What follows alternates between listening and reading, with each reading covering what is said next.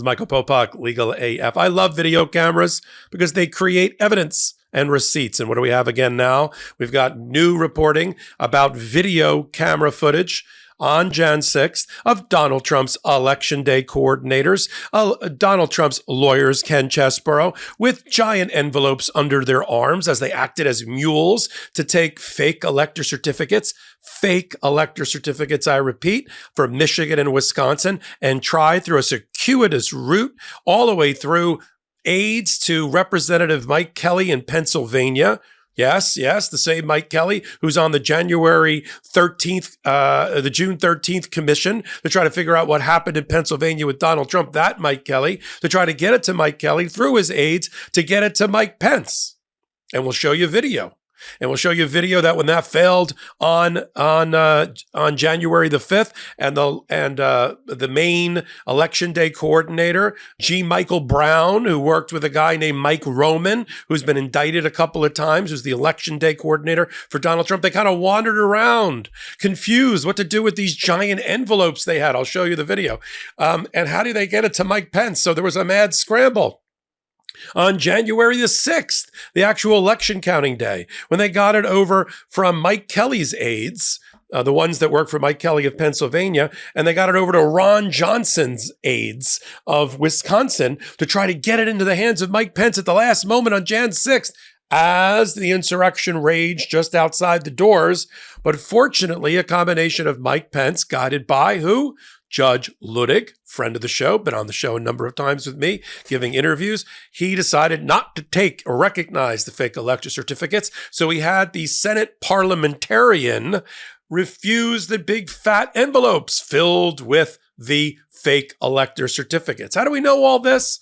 First of all, G. Michael Brown testified before the grand jury that was impaneled ultimately in D.C. through Jack Smith, the special counsel. And he testified a year ago in June to the grand jury about his role in the fake elector, what I call the muling of the fake elector certificates, getting them from these various states, signed or unsigned, and trying to get them into the hands of Mike Pence as the last gasp effort to stop the peaceful transfer of power.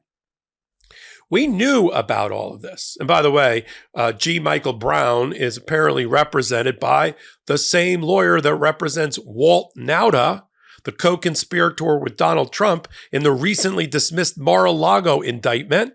Walt Nauta being the butler, valet, body man for Donald Trump. His lawyer, Stan Woodward, which is bought and paid for by the Trump PACs, also represents G. Michael Brown. So I'm sure that Stan Woodward is also being paid for that representation from Trump. So a Trump lawyer paid for representing Michael Brown, G. Michael Brown, testified a year ago, June, to the grand jury about his role in the fake elector scandal. Now, Jack Smith has the very video. I want to show you the video now that we have of Ken Chesebro, the disgraced lawyer, election lawyer for Donald Trump, and G. Michael Brown kind of wandering around with these giant envelopes on Jan 5, trying to figure out a way through the aides of Mike Kelly to get it into the hands of Mike Pence unsuccessfully. Let's show that video.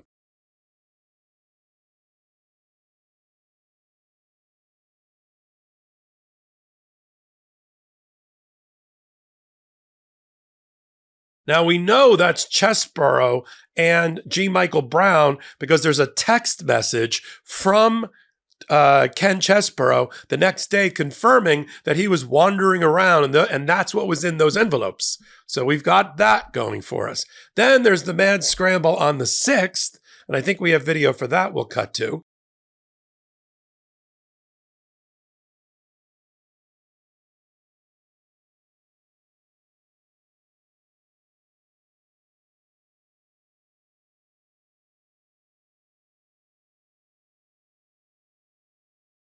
And on the 6th video, they're trying to get it in the hands of Ron Johnson's aides because now they really are running out of time to get it over to Mike Pence. But the last firewall of defense is that Mike Pence was getting, unbeknownst to these two, and for the Trump campaign, was getting advice from former federal judge J. Michael Luttig, who's of course I've interviewed, and Judge Ludig told Mike Pence in no uncertain terms, you cannot fail to recognize the lawfully cast certificates of the real electors and try to recognize this other thing, these fake elector certificates, which is also known in the prosecution business as fake evidence. Let's take a quick break to talk about our next sponsor, ZBiotics. If you're like me, you've probably skipped a workout because of drinks the night before. Look, it happens. But if you're committed to your healthy routine, you need ZBiotics. ZBiotics Pre-Alcohol Probiotic is the world's first genetically engineered probiotic. It was invented by PhD scientists to tackle rough mornings after drinking. Here's how it works. When you drink, alcohol gets converted into a toxic byproduct in the gut. It's this byproduct, not dehydration, that's to blame for your rough next day. ZBiotics produces an enzyme to break this byproduct down. It's designed to work like your liver, but in your gut where you need it most.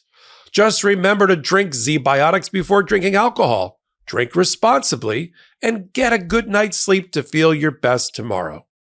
The night my wife and I were married in Miami, I knew I'd have at least a few drinks to celebrate the special occasion. I think that started at 9:30 in the morning. Luckily, I knew I had ZBiotics. As instructed, I drank a bottle of ZBiotics before any alcohol. I was shocked at how good I felt the next day, and so was my wife. Give ZBiotics a try for yourself. Go to zbiotics.com/legalaf to get 15% off your first order when you use LegalAF at checkout. ZBiotics is back with 100% money-back guarantee. So if you're unsatisfied for any reason, they'll refund your money. No questions asked. Remember to head to zbiotics.com/legalaf and use the code LegalAF at checkout for 15% off. So now we'd always heard about the involvement. Here's the lineup. Here's the cast of characters. Mike Roman, Election Day coordinator for Donald Trump, indicted in Georgia, indicted in Arizona. Mike Roman worked closely with Ken Chesebro. Ken Chesebro designed, along with John Eastman and others, and Peter Navarro, this idea of using fake electors and fake elector certificates to have them certified somehow, stamped and sealed on or about before the Jan 6th conclave, and then have them sent to Mike Pence. Now, Chesebro has said, well, they were supposed to all have a warning label on them, like some sort of only break glass in case of emergency. And the warning label was going to be only if a court of law finds that any of our lawsuits trying to overturn some of these election results in some of these battleground states prevail. But that was too long to put on a warning label. And so Mike Roman was like, who needs warning labels? Just get the electors to sign. Or as Mike Roman once put it, and this is in testimony, F them. F the fake electors. Just get their signatures. And when they couldn't get their signatures on real fake certificates, they made fake certificates that were copies without the signatures on them. This is seriously what I'm describing here. This is, the Keystone Cops at this point. This is a comedy routine. It's like a circus act.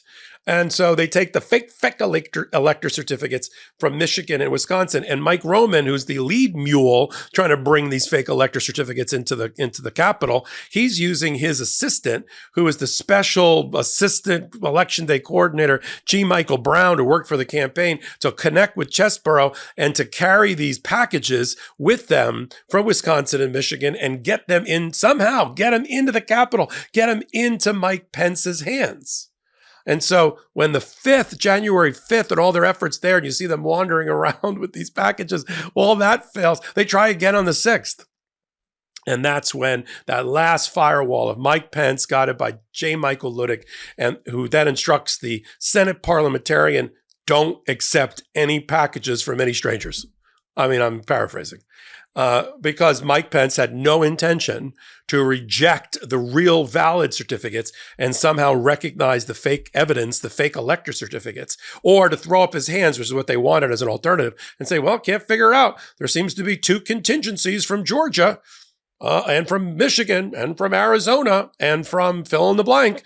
Can't figure it out. Turn it over to the Congress, throw it over to the House. let each state delegation decide, and there's more state Republican delegations than Democratic, and that would have resulted in Donald Trump being elected president over the will of the people. That was the scheme. But now we've got the receipts, got the videos, we got the text messages, we got the testimony. And the whole DC election interference case, which is still going on. We're going to be back in court in the week that's coming up in early August before Judge Chutkan, led by special counsel Jack Smith.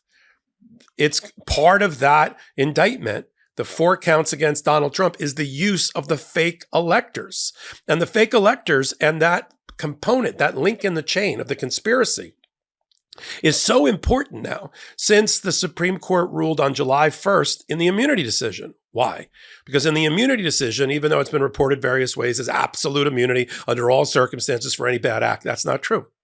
The absolute immunity, regardless of activity, is for core presidential function, really that 7 or 8 categories listed in the Constitution. Then there's that category of official conduct stretched to its outer boundaries that gets a presumption of immunity, but can be overcome by the prosecutors. And then there's that last category of unofficial or private conduct that has no immunity at all. But even in their analysis, they said, both in the immunity decision and in the decision about whether the obstruction of an official proceeding count could apply against Jan 6 defendants, remembering that 2 of the 4 counts against Donald Trump in DC, 2 of them are for obstruction of an official proceeding, meaning Congress. Even when in the same breath as the immunity decision, the Supreme Court said, unless you're physically ripping up documents or evidence or certificates, I don't see how this particular claim maps onto the conduct of the Jan 6 defendants. On page 8 of that decision, taking a page out of Judge Sotomayor when she was on the Second Circuit Court of Appeals before she got elevated to the Supreme Court, one of her opinions, they said if there's fake evidence involved, the manufacture of fake evidence, that means fake certificates in the analysis we're doing here, that count could stand. Donald Trump, your count standing. You got fake certificates. You're going to have the testimony of G. Michael Brown against you, Ken Chesborough against you, video evidence that we've seen on this hot take, documentary evidence that we've seen once that case gets up and running. So not only at where we're at right now, the end of July, not only does it look like that Donald Trump is likely to lose his bid to restore himself to the presidency, but he's going to get convicted and sentenced in D.C. He's going to get sentenced in New York for fraud. He's going to have a $500 million plus judgment to pay in the beginning of at the end of 2024, the beginning of 2025 for fraud. And I believe that the Mar-a-Lago case is going to get back up and running after Judge Cannon is reversed on appeal to the 11th Circuit. Even that will be upheld by the United States Supreme Court. Oh, what a difference 2 weeks make at the intersection of law and politics. We cover it all here on the MeidasTouch Network on Legal AF every Wednesday, Saturday at 8 p.m. Eastern Time. And then I do hot takes like this, I don't know, about every hour at the intersection of law and politics as a practicing lawyer who knows what he's talking about at the intersection of law and politics. So until my next hot take, until my next Legal AF, this is Michael Popok reporting. Heary, heary, Legal AF Law Breakdown is now in session.